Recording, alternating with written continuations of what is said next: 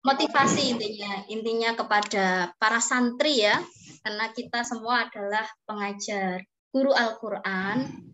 Jadi harapannya tidak sekedar menyampaikan materi saja kepada santri, tapi bagaimana kita bisa memotivasi diri kita juga santri dan lingkungan kita agar kita menjadi insan yang lebih baik, ya, yang berakhlak mulia, yang beriman dan bertakwa tentunya. Begitu nggih Kak Bimo nggih? Amin, insyaallah, insyaallah. Amin. Nanti bisa panjenengan sampaikan apa saja yang perlu kita tambahkan lagi dalam pengajaran seperti itu atau hal-hal lain. Monggo Kak Bimo, kami persilahkan. A'udzubillahi minasyaitonirrajim. Bismillahirrahmanirrahim. Assalamualaikum warahmatullahi wabarakatuh. Waalaikumsalam warahmatullahi wabarakatuh. Alhamdulillahilladzi hadana li hadza wa ma kunna linahtadiya laula an hadanallah. Asyhadu an la ilaha illallah wahdahu la syarikalah wa asyhadu anna Muhammadan abduhu wa rasuluhu la nabiyya ba'dah. Allahumma salli wa sallim wa barik ala sayyidina Muhammad wa ala alihi wa ashabihi ajma'in, amma ba'du.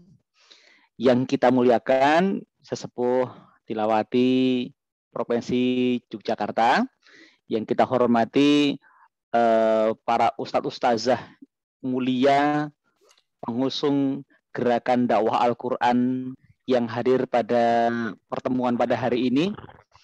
Amin. Semoga Allah selalu mudahkan kita dalam ketaatan dan Allah wafatkan kita dalam ketaatan itu serta dinaungi oleh Al-Quran Al-Karim kalamullah. Amin ya rabbal alamin. Selanjutnya, tak lupa saya berwasiat kepada diri saya pribadi dan teman-teman semuanya, marilah kita senantiasa tidak boleh lupa. Pandai mengaji itu anugerah besar dari Allah Ta'ala. Pandai matematika itu keren. Pandai bahasa Inggris hebat. Pandai olahraga ya itu sebuah nikmat yang besar. Tapi yang tidak boleh lupa untuk kita terus tingkatkanlah kepandaian kita dalam bersyukur kepada Allah Subhanahu wa Ta'ala. Pada titik akhlak syukur itu sebenarnya kita berada pada titik terdekat dengan Allah Subhanahu wa Ta'ala, karena semua ibadah itu tujuannya adalah mengungkapkan syukur kita kepada Allah Subhanahu wa Ta'ala.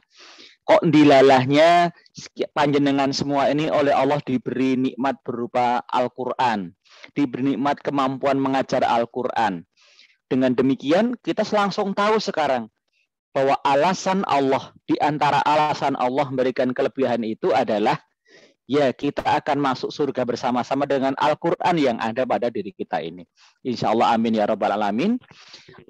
Selanjutnya ada kalimat bijak yang mengatakan bahwa di balik nikmat yang Allah berikan itu pasti ada taklifnya, ada bebannya. Ada beban yang di balik beban itu adalah rahmat Allah untuk setiap orang yang memilikinya. Wa amma bi ni'mati rabbika fahadits. Di balik orang yang banyak ilmu, maka taklifnya, bebannya, tugasnya adalah apa kira-kira? Menjadi suluh penerang bagi orang-orang yang masih bodoh. Itu jalan hidupnya. Di balik orang yang kaya ya, seperti Anda semuanya, kaya ilmu, kaya harta, dan kaya persaudaraan, insya Allah. Di balik orang yang kaya, tugasnya adalah menolong orang-orang yang miskin dengan peduli, mengentaskan, mendampingi mereka hingga mereka juga sekuat kita. Di balik orang yang kuat kokoh gitu ya, orang yang kawi, orang yang kuat, maka tugasnya menolong orang-orang yang lemah.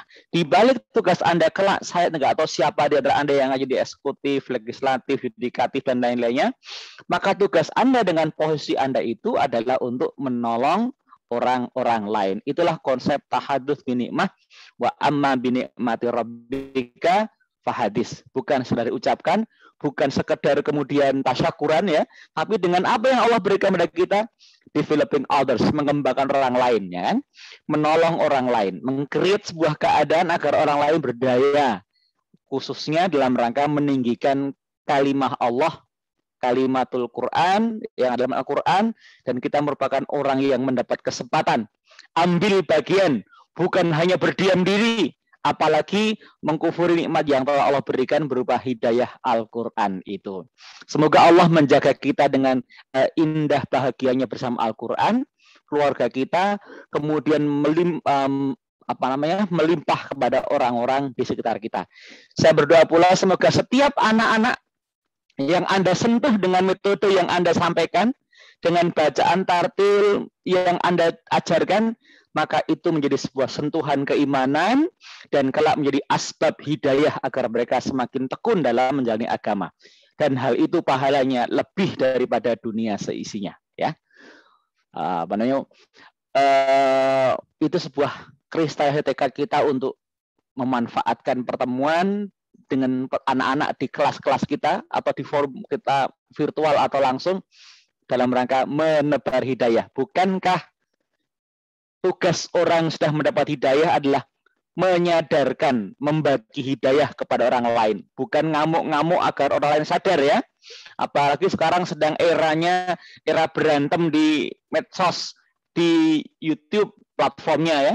Ada evangelis, ada seorang misionaris nanti ngajak orang lain yang seakan-akan dia murtadin, atau kemudian yang mu'alaf kemudian juga tampil luar biasa, mereka punya ghirah ya, tapi mereka lebih banyak sibuk dengan teman-teman, justru dakwah yang sebenarnya yaitu mendampingi masyarakat itu lebih dilupakan, sisi ekonominya, sisi politisnya, sosialnya, termasuk mendampingi anak-anak. Kadang-kala saya sempat mengalami dan mengikuti banyak antem-anteman antara penggiat metodologi. Anda masih ingat masa-masa dulu ya, antara metode 1 dan 2, ketiga, semuanya merasa paling benar, semuanya paling bagus, semuanya paling soheh ya, semuanya paling origin gitu.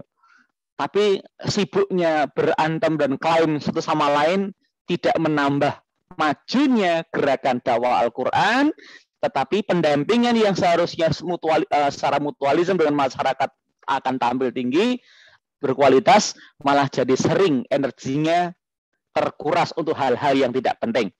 Pokoknya di mana kita berada, tebarkan rahmat. Al-Quran ini kesempatan kita untuk berbanyak-banyak keridhaan dari Allah Subhanahu wa Ta'ala, karena kita mensyiarkan apa yang Allah firmankan kepada masyarakat, apalagi anak-anak, pergantian generasi. Dan saya merasa kawan-kawan tilawati andil besar dalam mewujudkan generasi Qur'ani di masa mendatang bersama dengan yang lain-lainnya. Nah, tak lupa salawat dan salam terhatur kepada junjungan kita Nabi Muhammad SAW yang telah mendapatkan ajaran Quran dari Allah melalui Jibril alaihissalam. Kemudian para sahabatnya, kepada tabi'in, para ulama hingga kita semuanya. Ini adalah mata rantai dakwah yang telah disunahkan sepanjang hayat sampai akhir masa oleh Nabi Muhammad SAW dalam sunnah yang mulia dipelihara oleh Allah Ta'ala.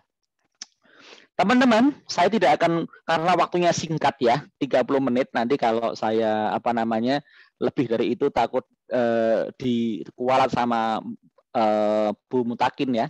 Nanti kalau di anak beliau takut saya, karena ini orang-orang soleh ini kalau ngomong itu udah mulut yang biasa tersucikan dengan Al-Quran ini kalau duko nanti tidak bikin keder hati saya ya. Dengan kesadaran itu tadi bahwa kita merupakan bagian mata rantai dakwah Al-Quran ya, kita mesti sering dan semakin mengkristalkan, mengendapkan kesadaran, ilmunya, aware-nya itu menep di hati kita ya. Tahu menep? Wa ma adraka ma menep? Tahukah kalian apa menep itu? Yang mengendap ya. Karena yang mengendap itu yang berat. Kalau yang ringan nggak mengendap, itu jadi smoke, jadi sampah saja ya kan. Nah, harus mengendapkan kesadaran. Nah, salah satu di antara kesadaran itu adalah bahwa Masya Allah, bahwa Allah Subhanahu wa Ta'ala menjadikan kita bagian dari pegawainya, bagian dari karyawannya, Korps Mubalik Al-Quran, ya, bagian dari tentara Allah yang mengajarkan kebenaran. Kalimatul haq, yaitu Al-Quranul Karim. Inna nahnu nazzalna dzikra wa inna lahu lahafizun.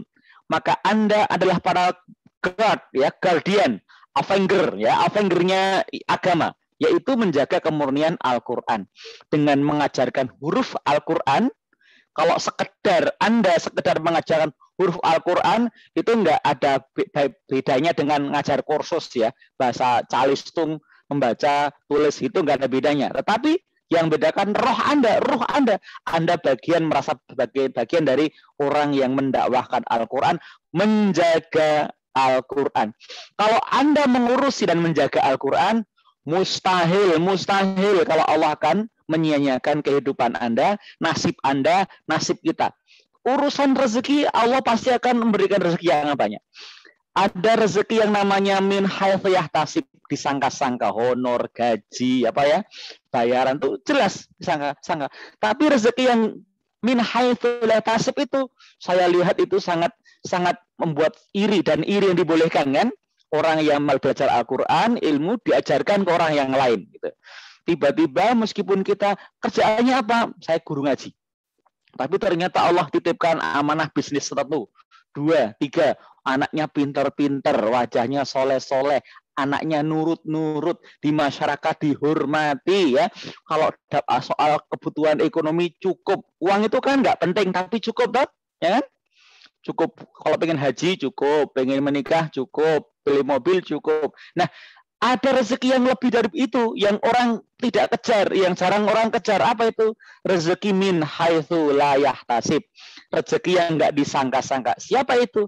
Orang yang diberikan Allah kepada orang-orang yang taat takwa, yaitu diantaranya orang-orang yang memprioritaskan urusan agama, urusan Al-Quran. Siapa yang memprioritaskan urusan agama, akhirat, Al-Quran, maka Allah akan prioritaskan urusan hidup mereka. Saya nggak pernah menyangka, ya, hanya menjadi guru ngaji di TPA. Kalau saya dulu kan ngajar Iqra, ya, Iqra jilid 1 itu pun dia masih paling rendah itu. Nah, tapi Allah berikan kemudahan saya untuk hal-hal yang mustahil dicapai, gitu ya, mustahil diraih, karena min haitsu la tasiblah kemudian terjadi, ya. Di antaranya adalah siapa sih yang nggak pengen berangkat ke tanah suci, ya kan? Siapa sih yang nggak pengen punya pengen punya kendaraan, rumah bagus? Itu sih pengen, bukan harus. Tapi yang harus kan sempurna ibadah, misalnya haji gitu. Saya nggak pernah nyangka hanya guru Iqra gitu, ya, guru TPA. Waktu itu belum kenal tilawati loh, ya. Jadi saya ngajari masih sesuai yang tradisi di Yogyakarta. Tiba-tiba dengan rezeki Allah yang nggak pernah saya sangka dari mana datangnya gitu, ya. Saya bisa diizinkan Allah menyempurnakan agama, maksudnya rukun iman, menegakkan pilar kelima, ibadah haji bersama istri, kemudian yang paling membahagiakan adalah bisa untuk ibu saya sendiri dengan semua yang saya dapatkan, kemudian dan dipercepat. Ini yang paling yang luar biasa. Kalau zaman saya dulu antrinya 12-14 tahun. Tapi karena saya ngajar ngaji dan wasilah ngajar ngaji benar amal ini, kemudian Allah mudahkan hanya dalam menanti 2 tahun saja bisa berangkat. Siapa yang melakukannya, yang membantu saya, yaitu orang-orang yang ahli Quran, kawan-kawan dari Korcap Qiraati Jepara yang memperjuangkan saya. Padahal saya hanya guru ngaji biasa, tapi entah apa yang buat mereka bergerak untuk berjuangkan sehingga 2 tahun bisa berangkat. Tentu saja itu karena Allah yang menggerakkan hati orang-orang. Mungkin saat itu saya masih idealis, ya, masih kuat semangatnya karena ngajar ngaji. Tanpa ngajar ngaji nggak mungkin bisa seperti itu. Kalau saya bisa mendongeng dikenal di mana-mana itu karena saya guru ngaji. bukan belajar, bukan seniman mendongeng. Nggak ada urusannya. Saya menjadi ahli cerita, ahli dongeng itu untuk mengembangkan sastra dongeng, nggak ada urusannya. Pokoknya hanya satu. Saya bercerita ini satu tujuannya. Agar anak-anak bergairah berangkat TPA, berangkat ke masjid. Itu saja, nggak ada yang lain. Nah, saya merasakan berkahnya itu adalah awalnya niat. Niatnya apa? Dalam rangka ikramul Quran, maka siapa yang memuliakan Quran dengan mengajarkannya, belajar mengajarkannya, maka dia akan diprioritaskan dan diselamatkan dalam semua persoalan hidupnya. Pantas kalau Allah nanti akan memuliakan kita dan membedakan posisinya dari 100 tingkatan di surga itu, maka Quran mengatakan lebih tinggi lagi ya Allah, lebih tinggi lagi ya Allah, lebih tinggi lagi ya Allah. Maka ahli Quran, pengajar Quran itu akan lebih tinggi dibanding seluruh orang-orang di surga, 99 level di bawahnya. Sedang antara satu level 1 dan 2 jaraknya seperti bumi dan langit. Masya Allah ya. Ampun, seperti 1000 tahun perjalanan. Jadi sangat jauh sekali sampai di atasnya ini. Kawan-kawan semuanya, jadi persoalan kesadaran bahwa Anda bagian dari inna nahnu nazzalna dzikra wa inna lahu hafizun, maka jangan disepelekan, jangan hanya tahu, tapi harus mengendap di hati, difahami, kita hayati, dan kita sesuaikan. Kitalah the guardian, ya kan ya, avengernya Al-Quran, dakwah Islam ini. Intinya agama wahyu, intinya wahyu adalah firman Allah, dan kita orang yang memelihara firman Allah itu. Selain para hafidh-hafidhoh yang luar biasa perjuangannya.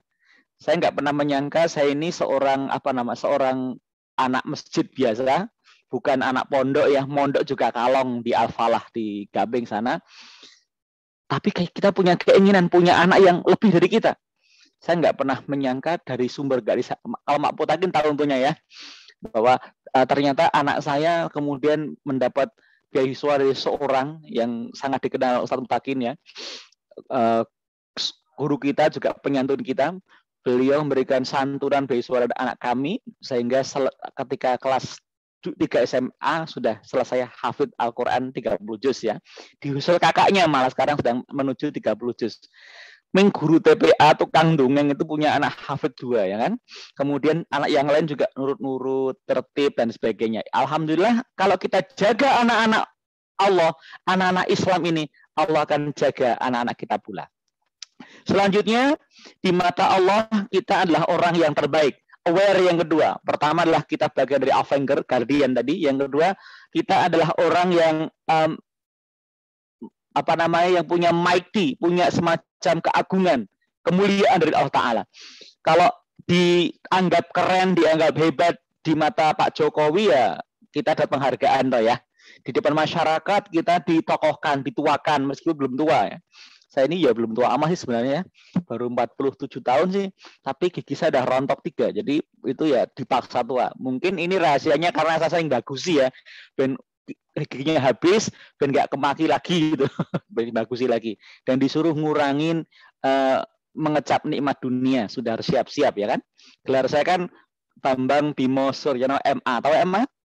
Ya, mendekati ajal ya. Mendekati ajal berbekal dengan Al-Quran. Saya nggak punya bekalan selain itu. Nah, ternyata kawan-kawan semuanya, kalau kita urut kenikmatan yang kita nikmati itu sangat cepat gitu. Tahu-tahu sudah 10 tahun. Tahu-tahu sudah 15 tahun. Tahu-tahu saya ngajar ngaji sudah sejak SMA itu ya, sudah 32 tahun kira-kira ngajar ngaji anak-anak.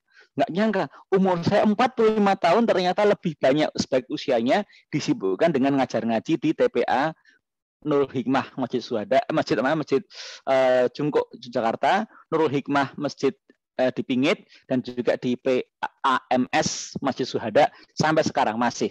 Apalagi ketika saya haji dulu, saya berdoa, ya Allah, di usia menjelang 40 tahun, saya harus ngurusi apa ini? Saya nggak mau sibuk dengan hal yang sia-sia, sibuk dengan kegiatan yang hanya bikin kebanggaan, nggak jadi bekal. Ada 2, ilham dari Allah Ta'ala. 1, urusin tuh guru-guru ngaji. yang ada di garis depan. Mereka adalah pahlawan tanpa tanda terima yang sering dilupakan oleh pemerintah, oleh masyarakat, yang kurang diperhatikan. Yang kedua, urusin Palestina. Ada dua amanat itu, sehingga saya fokusnya pada guru-guru ngaji dan mempersahabati guru ngaji dan juga kepada perjuangan Muslim di Palestina. Dua hal itu amanah ketika saya ketika Tanah Suci bertanya pada Allah, 40 tahun ke atas saya berjuang di mana, gitu ya. Khairukum man ta'alamal Qur'an wa 'alamahu. Ini bukan kata-kata klise, bukan moto sederhana. Harus aware-nya mengendap di hati kita. Siapa yang memandang mulia? Yang memandang Allah. Kita nggak dipandang sebelah mata aja, belum dua mata ya, sama mertua, sakit, sedih banget ya. Tapi kalau Anda bisa nyukupi anak istrinya, anaknya pintar-pintar, kemudian masyarakat terhormat, kemudian punya rumah yang layak, punya mobil banyak kayak Pak Takin ya, dirintahkan anaknya, itu cerdas beliau seawal, memang sense of business-nya kuat ya. Nah itu dihargai, itu dihargai masyarakat tinggi banget ya, seorang qori, ya seorang muadzin. Ada acara perhelatan besar dari kampung sampai tinggi, ada pernikahan diundang, ada tasyakuran diundang, ada haflah diundang, ada hall diundang. Yang belum pernah diundang mungkin Pak Takin itu kalau jadi qori di acara bal-balan Mandar Rida ya, belum pernah ya. Itu mungkin besok harus ada. Atau ketika belum bal-balan ngaji dulu sehingga suaranya lembut, hangat, kemudian bersahabat gitu. Lo kan dulu pernah ada Ki Haji Yon MZ kan sebelum bal-balan juga ada pengajiannya. Besok juga begitu insya Allah. Ahli Quran, yang bal-balannya ahli Quran begitu tuh ya. Kayak di Palestina, ngaji dulu sebelum sepak bola. Nah, jadi ketika Anda capek, lelah panjenengan, kok nggak dihargai, sudah menggunakan pakaian terbaik ya, mungkin Bu Kartika menggunakan jilbab biru ya, saya doakan semoga lunas bulan ini, pakai jilbab biru, roknya kuning, baju merah, itu kan ingin tampil kekinian ya, yang itu norak nggak sih warna gitu tuh ya, biru, kuning sama merah itu. Jadi pokoknya penampilannya bagus, kemudian pakai ya, di glowing lah, pakai skincare macam-macam, ingin caper agar orang memuji dia, dimuliakan. Tapi ternyata capek ya. Ada orang yang cuek, ada orang yang peduli juga hanya sekedar lamis saja atau basa-basi saja. Tapi ternyata kemuliaan kita bukan hanya masyarakat yang muliakan, bukan hanya teman-teman atau orang yang ingin kita dapatkan perhatiannya, tapi Allah Ta'ala memuliakan Anda. Allah adalah Raja Mahadiraja dari semua raja yang ada di bumi dan langit dan seluruh isinya, dan tak ada yang lebih mulia cara memuliakannya dengan kata in khairukum man ta'alamal Qur'an wa 'alamu. Khair itu artinya terbaik. Kalau nanti 1000 orang akan ke surga, satu langsung ke surga tanpa hisab azab, itu namanya orang yang khair. Nah, di kelas ada yang pintar 30 anak, yang juara 1, 2, 3 khair. Nah, Anda the best. Khair itu best. Kalau hasan itu indah, ma'ruf itu baik yang berguna. Kalau toyib baik berkualitas, kalau bir baik yang berbakti kebajikan. Nah, khair artinya baik yang terbaik. Jadi khairukum man ta'alamal Qur'an wa 'alamahu. Lebih baik atau terbaik, superlatif. Jadi Anda ada orang yang terbaik, lebih baik dibandingkan orang-orang yang dapat posisi peran panggung apapun di NKRI ini, ya. Anda para guru, para ulama, para kiai tertinggi.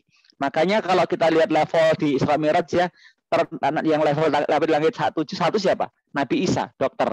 Langit 2 Nabi ya Idris ya. Betul, itu isi 4 ya. Langit 1 Adam. Langit 2 Nabi pertama Adam. Adam itu psikolog, ahli jiwa. Kemudian ahli mensucikan jiwa. Yang kedua Nabi Isa. Siapa itu? Dokter, tabib. Langit 3 Nabi Yusuf, ahli ekonomi ya kan. Langit 4 Nabi Idris, jagoan, pemimpin pemberani, ditambah lagi dia menyiapkan baju hijau kemilau untuk penghuni surga. Juga penulis, pencipta literasi, Nabi Yusuf, Nabi Idris itu. Langit 5 Nabi Harun, politisi, juru bicara Musa. Langit 5 pemimpin agung Musa melawan Fir'aun yang sangat kejam, penyelamat dari 600.000 orang Yahudi. Tapi yang tertinggi siapa itu? Ahli tauhid. Levelnya para di ulama, yaitu Nabi Ibrahim alaihissalam. Kiai itu paling tinggi. Nah, al ulama warasatul anbiya wal ustad warasatul ulama. Nah, Anda itu para ulama dan dekat dengan rangkaian dengan para nabi, lebih tinggi dibanding yang lainnya.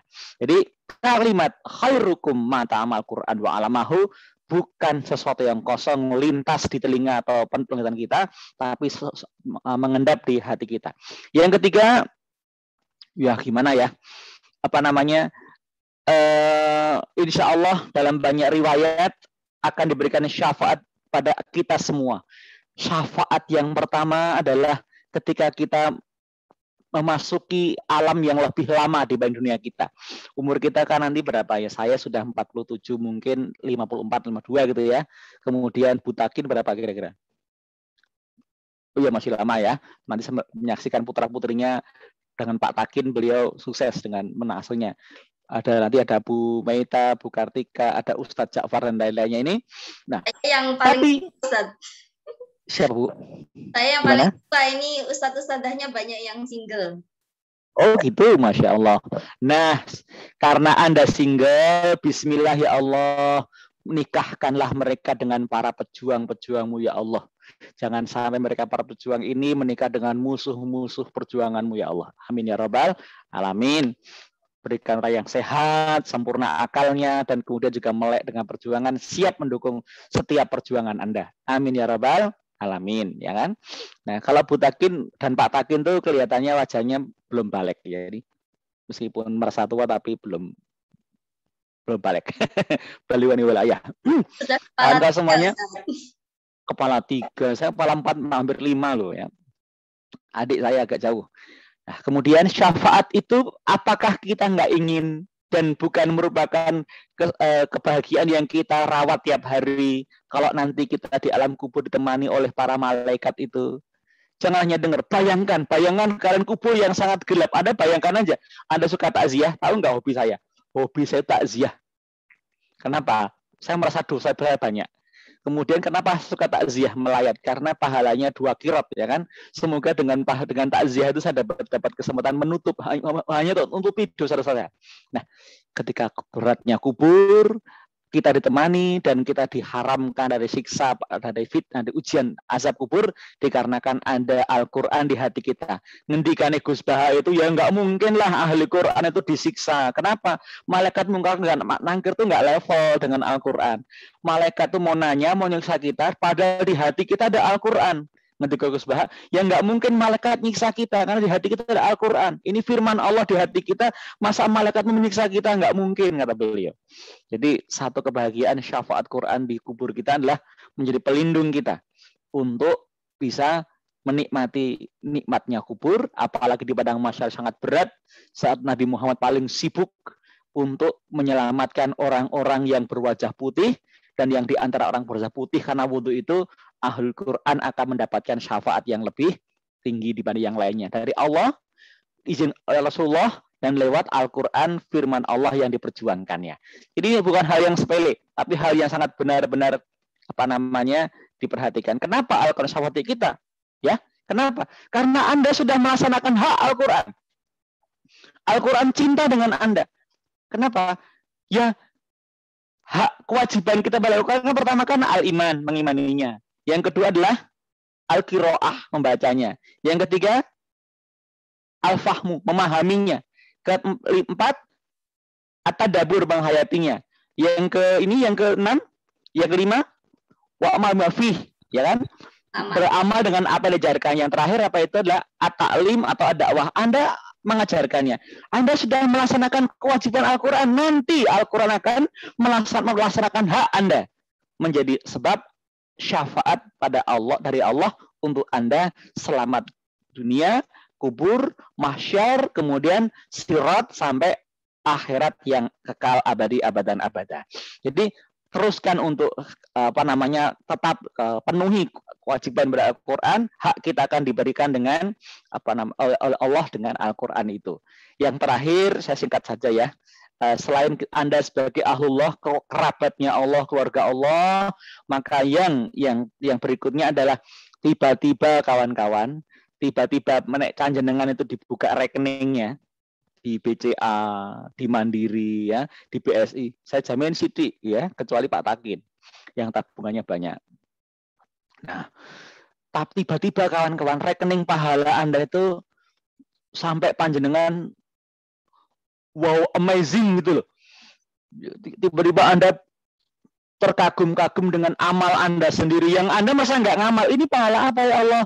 Kowe mulang neng SD Al Kautsar wi. Ya sana di SD Muhammadiyah Kuncen. Yang sana di mungkin begitu. Jadi tiba-tiba satu anak saja Anda huruf alif sampai ia baca sampai matinya, huruf alif itu diberikan pada panjenengan. Anda ajar Al-Fatihah, maka Fatihah sepanjang hidup dibaca akan diberikan pada Anda semuanya. Huruf alif sampai ia 28 huruf itu pahalanya bagi semuanya. Satu huruf dikalikan 10 ketika dibaca tanpa wudu. Ketika wudu adalah 25 sampai 30. Kalau dengan dalam sholat dibaca pahala hurufnya adalah 100 hasanat.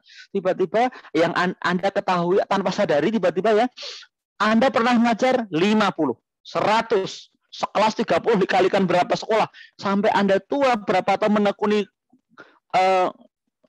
misi sebagai guru ngaji ini 500, 1000 ada sentuh, maka semua pahala sholat mereka, pahala ngaji mereka diberikan pada Anda semua tanpa mereka dikurangi 100% pun ya. Rabat untuk Anda 100% dan mereka dikurangi 1% pun dari amal mereka. Kalau begitu saya mau nanya, siapa yang lebih besar pahalanya dibanding guru ngaji? Para alim ulama mengajarkan ilmu, ada ilmu.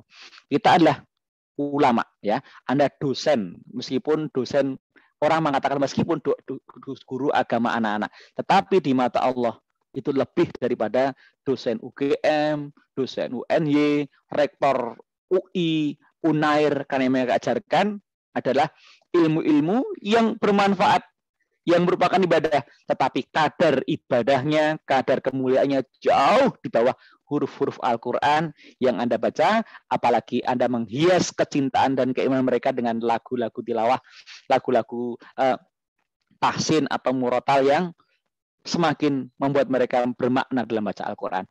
Wallahu a'lam bishawab. Rekomendasinya adalah tingkatkan komitmen untuk ability dan motivasi. Ability, kemampuan tinggi, motivasi tinggi. Obor yang mati tidak dapat memberi api pada obor yang lain.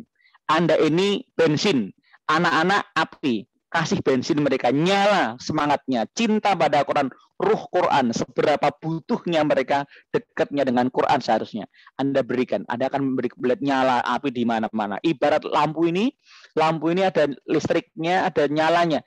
Kenapa bisa nyala? Ada listriknya, ada instalasinya. Instalasi itu bagian dari PB Tilawati ya. Instalasi ke sekolah mana, di mana. Nah, ternyata tuh yang kenapa bisa ngalir karena ada turbinnya. Apa turbin itu? Generatornya. Siapa turbinnya? Anda sendiri yang sangat kuat menyala. Kuatkan ability-nya, kemampuan dan motivasi.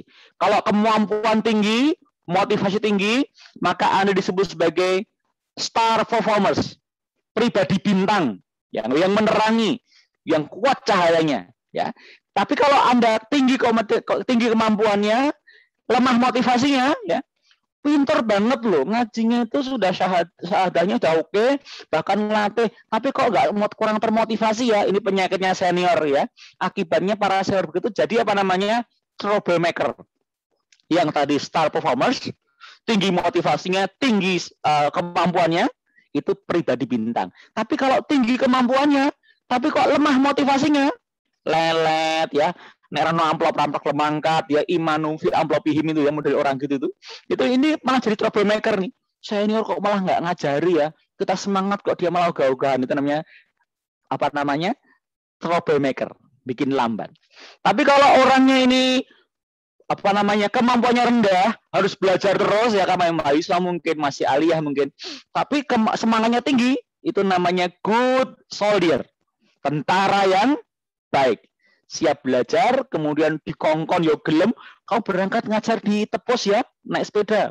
Siap, Wah, akan sampaikan suratnya kepada yang lain, kita pertemuan besok. Siap, kita munas, persiapkan acara pramunas. Siap, itu namanya good soldier. Ngerti dia, kemampuannya belum bagus seperti seniornya, tapi motivasi tinggi. Orang gini masih bisa dididik, diharapkan jadi hebat. Tinggi motivasi dan kemampuan.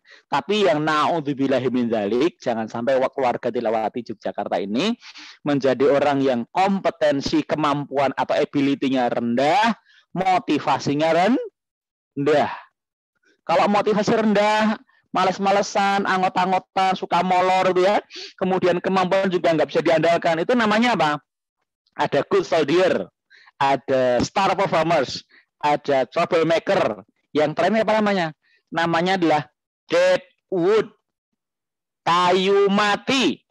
Kalau sudah kayu mati, enaknya diapain? Dibakar ya kan, dibakar. Orang begini kalau ada perusahaan dicutat duluan ya, dipecat duluan karena ngeribetin, udah nggak manfaat, kurang manfaat, kemudian juga nggak ada motivasi bekerja. Nah itu biasanya disingkirkan dulu, karena ya ada target jadi kejar bisnis secara bisnis oleh perusahaan. Nah, kawan-kawan semuanya, saya berdoa semoga Tilawati di Jogja maju, diterima masyarakat, kemudian melahirkan banyak prestasi yang membanggakan, dan masyarakat pun meletakkan hati, memasukkan Anda di hati mereka, menjadi pilihan, dan kelak yang paling penting adalah Allah memanggil kita pulang dengan radiyatam mardiyah. Fadkhuli fi ibadi, fadkhuli jannati. Hidup ini tidak boleh puas, tidak boleh tenang. Kita tenang saat nanti kita dipanggil Allah, ya. Ya ayatuhan nafsul mutmainnah, irji ila rabbiki radiyatan mardiyah, wadkhuli fi ibadi, wadkhuli jannati. Kita harus gelisah selama hidup. Gelisah dalam antara gelisah dan ketenangan ya. Kenapa? Gelisah banyak anak belum ngaji, gelisah sekarang banyak kerusakan moral, gelisah banyak narkoba, gelisah bangsa kita banyak koruptor, gelisah banyak kekacauan di mana-mana, gelisah dan melahirkan semangat kita untuk berbuat menjadi solusi bagi masyarakat, bukanlah nambah beban masyarakat. Dan kita berikan caranya dengan melahirkan generasi Quran sebagai solusi kehidupan berbangsa negara kita. Wallahu shawab. Semoga ada manfaatnya. Saya nggak tahu ini pas apa tidak ya. Saya masih menerka-nerka tadi ini buat gurunya atau buat anaknya gitu ya. Pokoknya nyampaikan aja. Nanti kalau salah siap ditukani Pak Takin dan Bu Takin secara ikhlas. Ngatur rumiyin, terima kasih. Saya mau izin mau ke Solo, mau ngisi di Solo. Offline di sana. Akhirnya dengarkanlah kalimat yang sudah Anda tunggu-tunggu sejak tadi, yaitu kalimat billahi taufik ya. Sebelum kalimat billahi taufik sampaikan, ada salah kurang lebih mau dimaafkan. Terimalah kalimat yang Anda tunggu-tunggu. Billahi taufik hidayah. Assalamualaikum warahmatullahi wabarakatuh.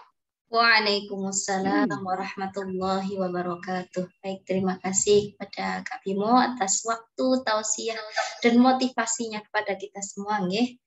Jadi tidak ada yang keliru Kak Bimo. Yang menyampaikan itu sudah luar biasa menurut kami. Memang yang kita butuhkan sebagai pengajar itu salah satunya adalah dukungannya, motivasi, spirit gitu ya, supaya kita lebih semangat lagi dalam berdakwah Quran gitu. Masya Allah. Ya.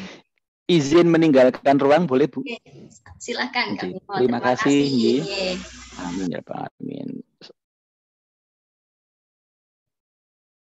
Baik, Ustaz-ustazah sekalian masih di sini ya. Jadi tadi